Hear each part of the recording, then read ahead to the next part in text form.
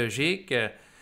Donc, si on pense au niveau politique, il y a tout récemment le premier ministre du Canada, Justin Trudeau, qui annonce sa démission en début de 2025, alors que vers la fin de 2024, Donald Trump a été élu et qui veut que le Canada devienne un 51e État américain. Rien de moins. Donc, pour commencer cet enregistrement, c'est sûr que, sachant que tu t'intéresses à beaucoup de sujets, tu es très éclectique, et pour les gens qui nous écoutent, ben, je vais me permettre de l'amener sur plusieurs pistes de discussion. Mais pour commencer avec ce changement politique qui s'opère, là, donc de présidence à la fois du Canada et des États-Unis. Donc, j'étais curieux de voir si tu avais un avis là, par rapport à ça. Ben oui, mais pas général.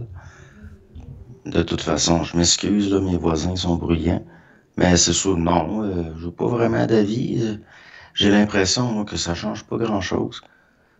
Finalement, Trump, bon, j'ai parlé comme l'affaire, le triangle de Cartman, pis ces affaires-là, c'était au cas où qu'il y ait un Trump, il y en a tout le temps un. Trump, j'ai rien contre ni pour, à mes yeux, c'est comme une construction.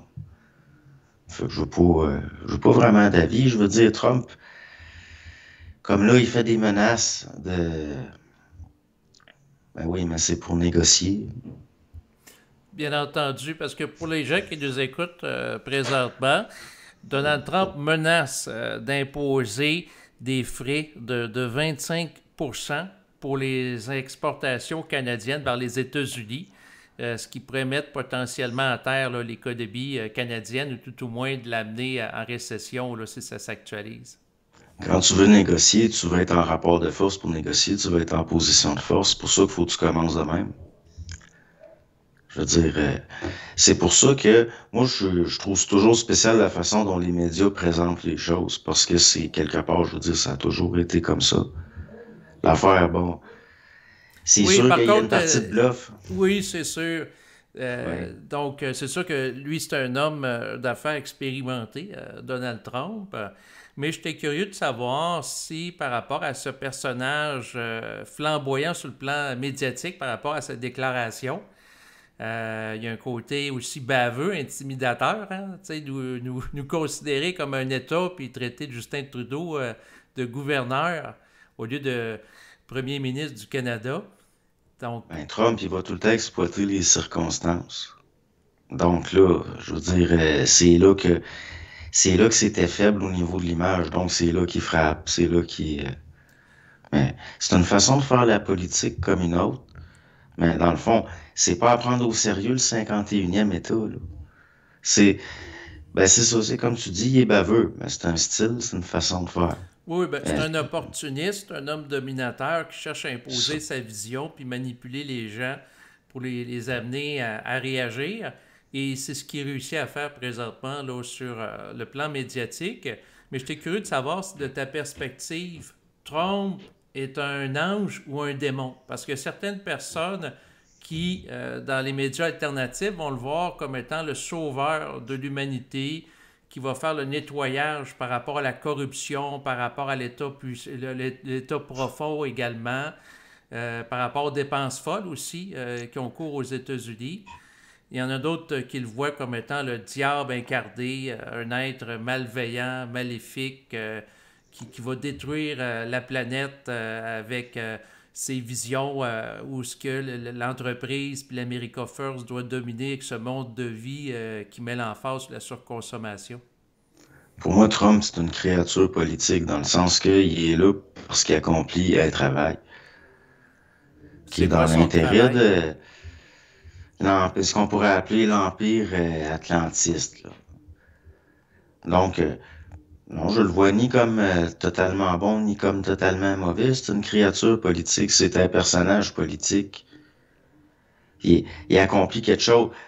Si on veut aller sur le plan de la morale, il faut aller plus loin que lui. Parce que c'est pas lui qui, moi, à mes yeux, c'est pas, pour moi, Trump, de toute façon, dès que c'est quelque chose de visible, puis bon, il y a une partie spectacle, la politique, que ce soit international ou c'est pas là que ça joue vraiment tant que ça. C'est derrière les rideaux que ça se passe. C'est des intrigues de couloirs. Ça a tout le temps été comme ça. C'est des affaires d'antichambre, la politique. C'est pas ce qu'on a en pleine lumière d'en face. Ça, Non, c'est le non, résultat, ça, je suis l'aboutissement, d'accord la avec. mise le côté tactique. Non, non, je suis d'accord avec toi que dans le fond, Trump, c'est un petit peu la pointe de l'iceberg, puis l'essentiel se joue dans les coulisses. C'est juste une personnalité flamboyante, médiatique. Ben, comme il y en a eu avant, je veux dire, même on pourrait remonter à la Renaissance. C'est, c'est décrit. Bon, en tout cas, je vais aller mettre le chat dehors, puis je reviens. OK. Donc, pendant qu'il va sortir son chat à l'extérieur, eh bien, ce que je peux mentionner aux gens qui m'écoutent présentement, c'est que par rapport à Berthold, j'ai réalisé au fil du temps une multitude d'enregistrements. Donc, si vous allez sur ma chaîne YouTube, naturellement, vous allez pouvoir en retrouver là, une très grande quantité. Il y a aussi d'autres chaînes sur Internet. Donc, vous pouvez en retrouver, dont Supramental Berthold. D'ailleurs, si son responsable écoute présentement, je le salue parce qu'il a fait un travail considérable en archivant plusieurs centaines d'enregistrements de Berthold au fil des ans. Donc, ceci dit, ben, vous allez pouvoir voir aussi en bas de l'enregistrement présent des liens web là, en lien avec des enregistrements que vous pouvez écouter Berthold, dont mon audiothèque. Vous pouvez retrouver plusieurs centaines d'enregistrements là, se rapportant donc à lui là, en format MP3. Donc, j'en ai profité pour faire des petites annonces pendant que tu as sorti ton chat. Il Et est encore là, il veut pas sortir. bon, ben, Ben, au ça moins, se tu peut auras qu'il... essayé. Donc, si les gens qui nous écoutent et que vous entendez des miaulements pendant l'enregistrement, c'est normal. Ouais, c'est parce qu'il demandait pour sortir, mais là, il est trop froid. Il fait trop froid, il veut Ben pas. là, c'est sûr que pour que les gens qui sont en train de visionner l'enregistrement, c'est de comprendre qu'on est en hiver ici au Québec, où je vis.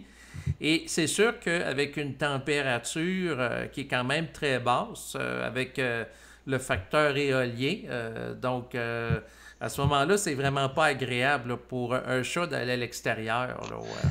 Bon, je pense que bon. Qu'est-ce qu'on disait, donc, Trump? Oui, on va revenir à notre sujet là, Ouais. par rapport à Trump, parce que c'est quand même un événement marquant dans l'actualité, dans le sens que Donald Trump a déjà été élu président des États-Unis. Ensuite, il y a eu Joe Biden. Là, il est de retour au pouvoir. Et moi, ce que je voulais avoir, c'était ta perspective, à savoir si son retour aux commandes des États-Unis, qui est quand même une superpuissance internationale, si de ta perspective, c'est de bon augure. Non, ben, je veux dire, pourquoi avoir... Est-ce que c'est de bon augure, de mauvais augure? Ça se présente comme ça a été voulu.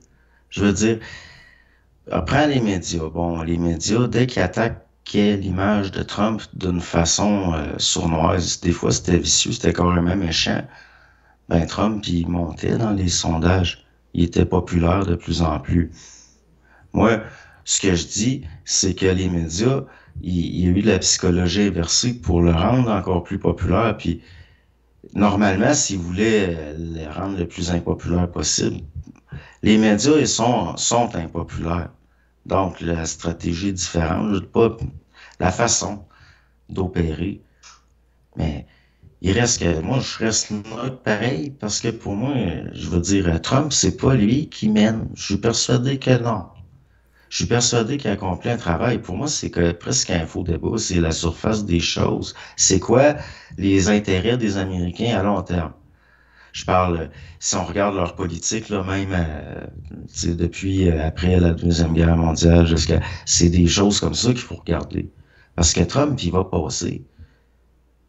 Il est là un temps. Oh oui, ben, dans le fond, ça a duré prédéterminé. Quelqu'un ne peut pas être à la présidence des États-Unis pendant plus de 8 ans. Après 2 mandats, la personne est obligée de céder sa place. Même une créature politique comme Henry Kissinger finit par passer.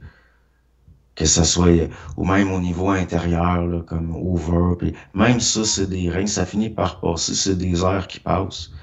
C'est comme t'as l'air un tel, mais c'est quoi, on est dans l'air quoi, là? On est dans l'air Trump. Est-ce que c'est vraiment l'ère Trump? Je veux dire, on sait même plus dans le fond c'est qui mène les agentures américaines tellement qu'en façade ça arrête pas de changer, que les différentes administrations ils arrêtent pas de nommer, de changer les. À un moment donné, c'est parce que tout ça là, comme là on est en train de parler, on est en train de décrire de la boucane.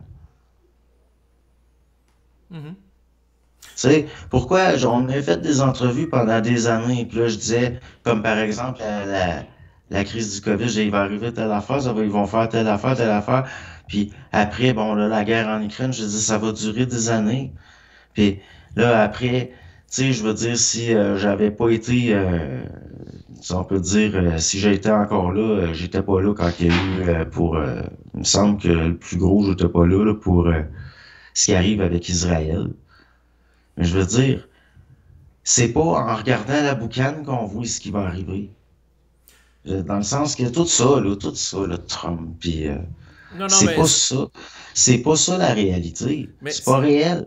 Dans le sens, pas dans le sens comme certains vont dire, ah, c'est tout faux, c'est tout faux. Non, non, Trump, il joue un rôle, il fait une job. Parce qu'il y a une job de façade à faire.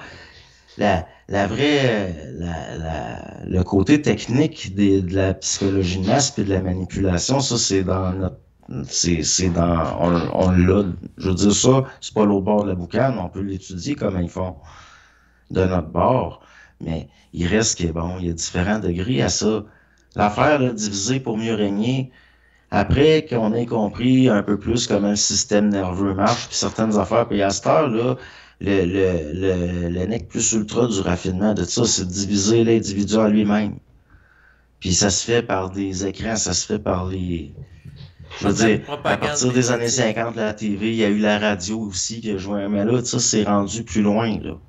C'est ça, il est là, l'affaire. Il est pas à dire, bon, ben là, c'est quoi la stratégie de Trump? Et c'est des affaires banales de comme d'habitude, ça continue comme d'habitude. On s'en fout des menaces de Trump. Le principal partenaire commercial des États-Unis, c'est le Canada. Eux autres, ils contrôlent le gun, puis nous autres, on a le contrôle sur leurs pieds. C'est-à-dire que si on veut, on peut faire, ils vont se tirer dans le pied s'ils osent tirer. Nous autres et tout, on a des positions de force, là, s'ils veulent commencer à jouer à ça.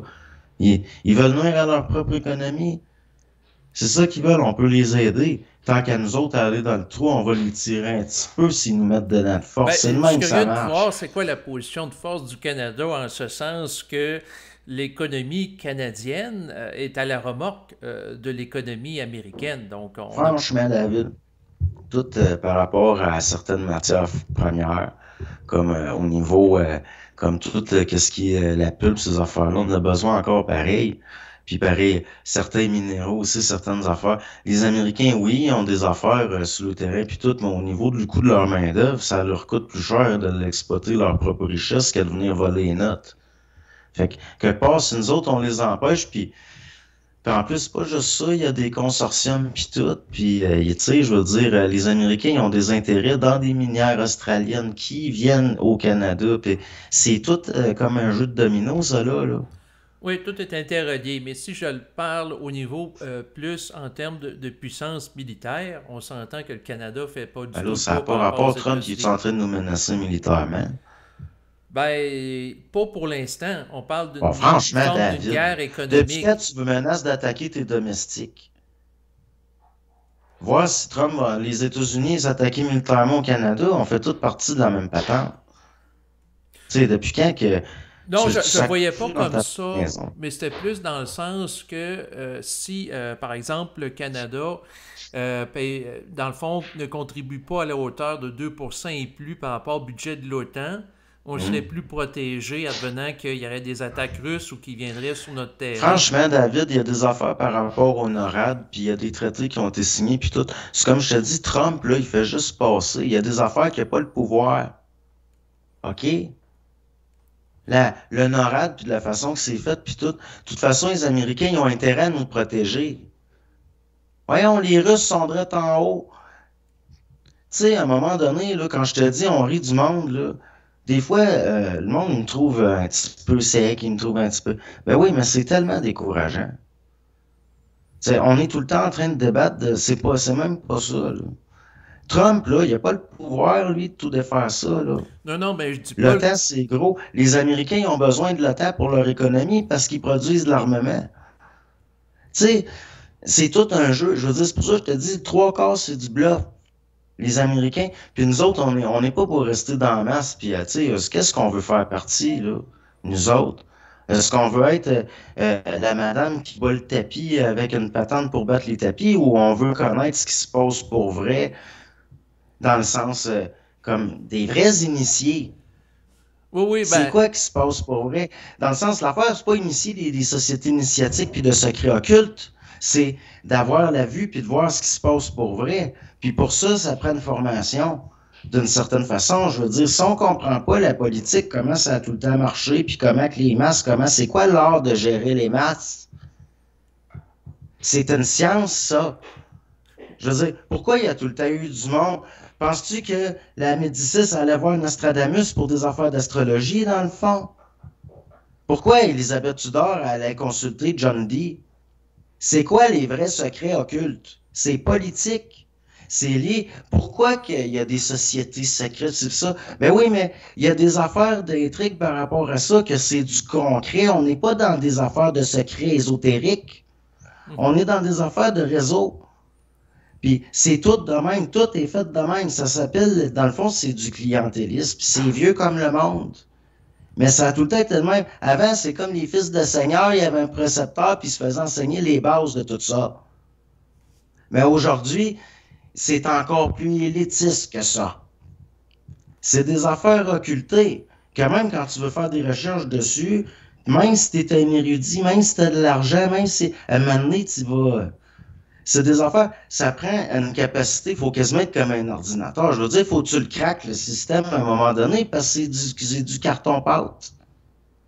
Ben, parce que finalement, on parle d'affaires que mais c'est c'est juste du justement blabla. pour nous amener plus loin puis aller au-delà du bruit médiatique que j'ai décidé d'aborder le sujet de Donald Trump avec toi comme amorce à cet enregistrement, étant donné que ça a défrayé beaucoup l'actualité dans les derniers jours et que sans doute des gens qui nous écoutent, qui s'interrogent par rapport à lui. Bien entendu, je vais aller au-delà d'une discussion par rapport à ce personnage médiatique, mais ce qui est quand même intéressant de voir par rapport à ce qui se passe présentement, c'est que pendant que l'attention est tournée vers lui, naturellement, comme tu le dis, il se passe des choses en coulisses.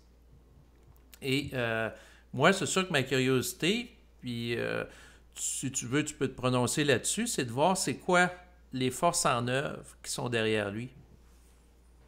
Ben, c'est les mêmes que d'habitude. On a ça rapport avec la finance, Oui, mais là, dans le lui, il n'est fond. pas avec le forum de Davos, là, comme Justin Non, c'est pas Trudeau, de ça que je puis... parle. Mais ça, de toute façon, le monde va finir par se rendre compte Mais là, que tu ne tu me diras sois pas qu'il pour, était que tu avec sois les contre. mondialistes. À mon avis, c'est un changement de clip, de clic, parce que c'est un nationaliste. Ça, je vois ça encore ça comme du show. Il est quoi, Trump? Il est issu d'où? Il vient de l'État de New York. Son père, il a fait fortune dans l'immobilier. Qu'est-ce qu'il y a comme Trump? OK, il fait partie de bord de la petite bourgeoisie, si on peut dire. Mhm. OK. Donc, oublie ça, là, qu'est-ce qu'il y a comme formation? Je parle de l'école qu'il a faite. Il a fait, je pense, une école militaire. Son père, il a quand même payé une école d'élite, que d'habitude, c'est le monde qui vont être officiers qui ont ces formations-là. T'as pas juste une formation militaire, t'as aussi, tu fais en partie de tes humanités, tu sais, te font lire les classiques. Donc, Trump, c'est la petite bourgeoisie qu'on pourrait appeler, aujourd'hui, c'est l'équivalent de ce qu'on appellerait de la petite bourgeoisie qui est devenue de la noblesse d'épée. Donc, Trump, c'est un exécutant.